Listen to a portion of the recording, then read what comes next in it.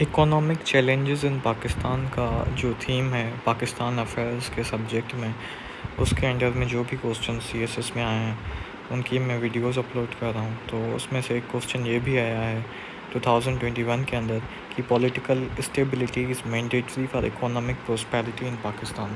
तो सबसे पहले तो हमें ये पता होना चाहिए कि व्हाट इज़ पॉलिटिकल स्टेबिलिटी। तो पॉलिटिकल स्टेबिलिटी किसे कहते हैं हम? It refers to a state, एक ऐसी स्टेट जिसमें कंट्री के जो भी पॉलिटिकल इंस्टीट्यूशंस हैं they operate in a predictable, peaceful and continuous manner ensuring effective governance. अब प्रिडिक्टेबल का मतलब ये है कि अगर कोई गवर्नमेंट हो तो वो जो पॉलिसीज़ बनाए वो प्रेडिक्टेबल हो। ऐसा ना हो कि अगर कोई इकोनॉमिक पॉलिसी गवर्नमेंट ने बनाई है और कल को गवर्नमेंट जो है वो खुद ही मतलब ख़त्म हो जाती है, तो वो जो पॉलिसी होगी वो इम्प्लीमेंट नहीं हो सकेगी, मतलब वो प्रेडिक्टेबल नहीं होगी। और उसकी जो एग्जीक्यूशन है और जो इम्प्लीमेंटेशन है उस पॉलिसी की वो भी स्मूथ होनी चाहिए एक कंटिन्यूस मैनर के अंदर फॉर इफ़ेक्टिव गवर्नेंस। ये थी पॉलिटिकल स्टेबिलिटी की डेफिनेशन। अब पॉलिटिकल स्टेबिलिटी और इकोनॉमिक प्रोस्पेरिटी जो है ये डीपली इंटरकनेक्टेड है। पॉलिटिकल स्टेबिलिटी जो है it is very crucial, indispensable for attaining economic development. अब अगर पॉलिटिकल इनस्टेबिलिटी होगी then how it will harm the economic prosperity. सबसे पहले it will undermine the investor confidence. अब इन्वेस्टर का जो कॉन्फिडेंस होगा वो अंडरमाइन होगा। इन्वेस्टर्स जो होते हैं वो एक ऐसी जगह पर पैसा लगाना चाहेंगे जहाँ पर कल को उन्हें ये प्रेडिक्शन हो कि कल को अगर हम कहीं पर इन्वेस्ट कर रहे हैं तो कल को ये पॉलिसीज़ जो होंगी ये स्मूथली एग्जीक्यूट होंगी, गवर्नमेंट पावर में रहेगी, पीसफुल जो 5 सालों के बाद ट्रांजिशन होती है वो स्मूथ होगी और तभी इन्वेस्टर जो होंगे वहाँ पर इन्वेस्ट करेंगे। ऐसा ना हो कि जो गवर्नमेंट 5 सालों के लिए आए वो 2 सालों के अंदर ख़त्म हो जाए, उसके बाद जो ट्रांजिशन ऑफ पावर हो वो स्मूथ ना हो, फिर सिटिंग्स हों, प्रोटेस्ट हों, तो पॉलिटिकल इनस्टेबिलिटी होगी, बिजनेस शट डाउन होंगे तो प्रॉफिट नहीं होगा तो उनको इकोनॉमिक प्रॉफिट नहीं होगा तो इकोनॉमिक प्रॉस्पेरिटी नहीं आएगी। तो ये किसकी वजह से हुआ? सिर्फ पॉलिटिकल इनस्टेबिलिटी की वजह से ये सारे जो इश्यूज़ हैं ये क्रिएट हुए पॉलिटिकल इनस्टेबिलिटी की वजह से। तो पॉलिटिकल स्टेबिलिटी जो है वो बहुत इंपॉर्टेंट है फॉर अटेनिंग इकोनॉमिक प्रॉस्पेरिटी। दूसरा ये है कि इट डिस्टर्ब्स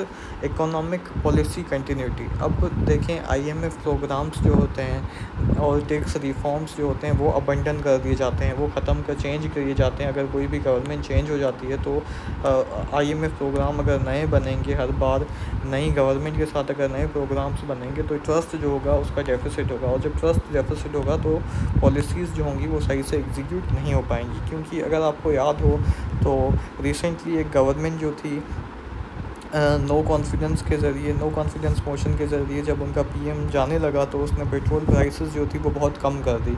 हालांकि पेट्रोल प्राइसेस जब वो कम करने जा रहे थे तब उनको ये पता होना चाहिए था कि जो सब्सिडीज़ उन्होंने ख़त्म की उसके बाद कितना लॉस जो होगा वो गवर्नमेंट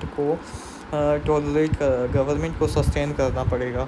तो उन्होंने मुल्क का जो था वो नुकसान कराया। तो आईएमएफ का जो ट्रस्ट डेफिसिट होगा वो होगा, और टैक्स रिफॉर्म्स जो होंगे वो अगर अबंडन किए जाएंगे बिज़नेस सेक्टर पर। अब अभी भी अगर आप देखें तो जो सैलरी एम्प्लॉयड जो गवर्नमेंट एम्प्लॉयज़ हैं वो सबसे ज़्यादा टैक्स पे करते हैं, और पाकिस्तान के अंदर जो बिज़नेसमैन हैं वो इतना टैक्स पे नहीं करते, क्योंकि इसलिए टैक्स रिफॉर्म्स जो होंगे वो भी नहीं आ सकेंगे। और अगर वो अबंडन किए जाएंगे तो पॉलिटिकल इनस्टेबिलिटी होगी, और पॉलिटिकल इनस्टेबिलिटी की वजह से इकोनॉमिक प्रोस्पेरिटी भी नहीं हो सकेगी। और दूसरा, अगर weakens institutions and rule of law. अब पॉलिटिकल इनस्टेबिलिटी होगी तो वीक इंस्टीट्यूशंस होंगे और रूल ऑफ लॉ जो होगा वो वीक होगा।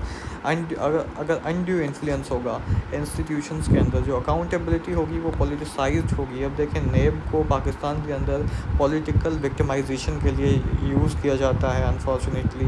तो इट विल अंडरमाइन मेरिट, और फेयर कंपटीशन जो होगा वो भी ख़त्म होगा। तो ये भी ड्रॉबैक्स हैं पॉलिटिकल जो क्रिएट हो रहे हैं बिकॉज ऑफ पॉलिटिकल इनस्टेबिलिटी। और दूसरा क्या है, capital flight and brain drain. अब कैपिटल फ्लाइट जो वेल्दी या स्किल्ड प्रोफेशनल्स हैं they prefer to settle and invest abroad, वो बाहर जाना चाहते हैं क्योंकि वहाँ पर पॉलिटिकल स्टेबिलिटी है, उनको वो स्मूथली अपनी बिजनेसेस को रन कर सकते हैं, स्मूथ एग्जीक्यूशन ऑफ पॉलिसीज़ हैं। तो कैपिटल फ्लाइट होगी, जो कंट्री के अंदर बाकी मुल्क के अंदर का जो पैसा होगा वो बाहर जाएगा, मतलब तो इससे इकोनॉमिक डेवलपमेंट जो होगी उस पर बहुत ज़्यादा ख़राब असर होगा। और ब्रेन ड्रेन, जो यंग इंडिविजुअल्स होंगे, जो स्किल्ड प्रोफेशनल्स होंगे, they will go abroad for their jobs and employment. और civil unrest and governance breakdown. अब देखें पॉलिटिकल केओस होगा, प्रोटेस्ट होंगे, लॉकडाउन्स होंगे, तो it will paralyse the business activity. अब अगर प्रोटेस्ट होंगे तो बिज़नेस नहीं काम कर पाएंगे, लॉकडाउन्स होंगे तो बिज़नेस बंद होंगे तो रेवेन्यू जनरेशन नहीं होगी, रेवेन्यू जनरेशन नहीं होगी तो जो साइकिल चलती है फाइनेंशियल कैपिटल, जो एक साइकिल में चलता है from customer to the companies, वो साइकिल जो होगी वो ब्रेक होगी। वो साइकिल जब ब्रेक होगी तब इकोनॉमिक डेवलपमेंट हैम्पर हो रही है, किसकी वजह से, पॉलिटिकल इनस्टेबिलिटी की वजह से। अब इम्पोर्टेंस क्या है पॉलिटिकल स्टेबिलिटी की फॉर द इकोनॉमिक प्रोस्पेरिटी। अब अगर पॉलिटिकल स्टेबिलिटी होगी तो गवर्नमेंट जो होगी वो लॉन्ग टर्म इकोनॉमिक प्लानिंग करेगी, मतलब मल्टी ईयर डेवलपमेंट प्रोग्राम्स होंगे, जैसे सीपेक हो गया या विजन 2025 हो गया। अब सीपेक तब काम कर पाएगा जब पॉलिटिकल स्टेबिलिटी होगी, जो भी गवर्नमेंट होगी वो स्मूथली एग्जीक्यूट करेगी। ऐसा ना हो कि अब अगर एक गवर्नमेंट एक पॉलिसी बनाए और कल को वो गवर्नमेंट जब चली जाए तब दूसरी गवर्नमेंट तीसरी पॉलिसी बनाए, तो ऐसे पॉलिटिकल स्टेबिलिटी होगी तो इकोनॉमिक प्रोस्पेरिटी भी होगी। अब अगर स्मूथ ट्रांजिशन ऑफ पावर होगी, पीसफुल एनवायरनमेंट होगा, प्रेडिक्टेबल एनवायरनमेंट होगा, तो वहाँ पर इन्वेस्टमेंट जो होगी वो भी ज़्यादा होगी, और इंडस्ट्रियल ग्रोथ जो होगी वो भी ज़्यादा होगी। और करेंसी और फाइनेंशियल कैपिटल जो होगा वो स्ट्रेंथन होगा, डॉलर की निस्बत जो रुपये की वैल्यू है वो ज़्यादा इंक्रीज़ होगी, और सोशल इंडिकेटर्स जो हैं वो इम्प्रूव होंगे।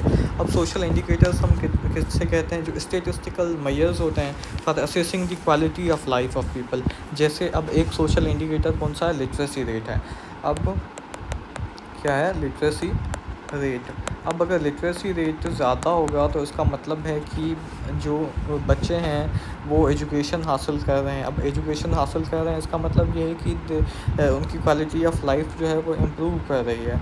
पावर्टी रेट अगर कम होगा तो it is also beneficial for the economic prosperity. Crime rate अगर कम होगा, लाइफ एक्सपेक्टेंसी ज़्यादा होगी। तो ये सब क्या है, सोशल इंडिकेटर्स हैं, स्टेटिस्टिकल मेजर हैं for assessing the quality of life. Moreover it will promote the global credibility. जो IMF हो गया या वर्ल्ड बैंक हो गई या फेटिव हो गया, they work more confidently with stable government. अब स्टेबल गवर्नमेंट होगी अगर, तो IMF से अगर लोन की तरफ जाएंगे या तो वो इजीली लोन्स जो होंगे वो एक्वायर कर पाएंगे, सिर्फ इसकी वजह से क्योंकि पॉलिटिकल स्टेबिलिटी थी।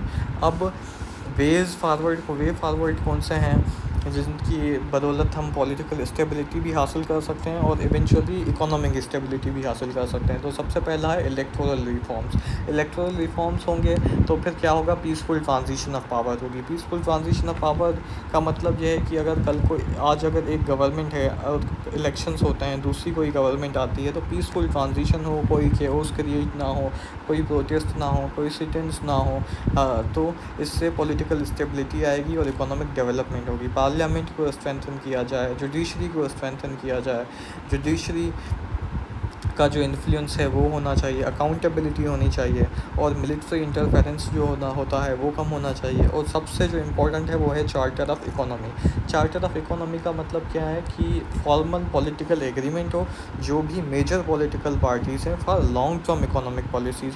अब जैसे मिसाल के तौर पे चार्टर ऑफ इकोनॉमी हो सीपेक के लिए कि अब जो भी पॉलिसीज़ बनेंगी सीपेक के लिए वो 10-15 सालों तक सेम रहेंगी regardless of which government is in power. कोई भी गवर्नमेंट हो लेकिन जो इकोनॉमिक पॉलिसीज़ होंगी वो सेम होंगी। सब पॉलिटिकल पार्टीज़ आपस में बैठकर एक चार्टर ऑफ इकोनॉमी साइन करेंगी। तो ये इकोनॉमिक प्रोस्पेरिटी और इकोनॉमिक स्टेबिलिटी के लिए बहुत ज़्यादा इंपॉर्टेंट है। तो अब इसका कंक्लूजन ये है कि political stability is indispensable for economic development. अगर पॉलिटिकल स्टेबिलिटी होगी तो इवेंचुअली इकोनॉमिक स्टेबिलिटी और इकोनॉमिक डेवलपमेंट जो है वो अचीव हो सकेगी। So this was all about for this question, I hope this lecture will help you. So please like, share and subscribe to my channel.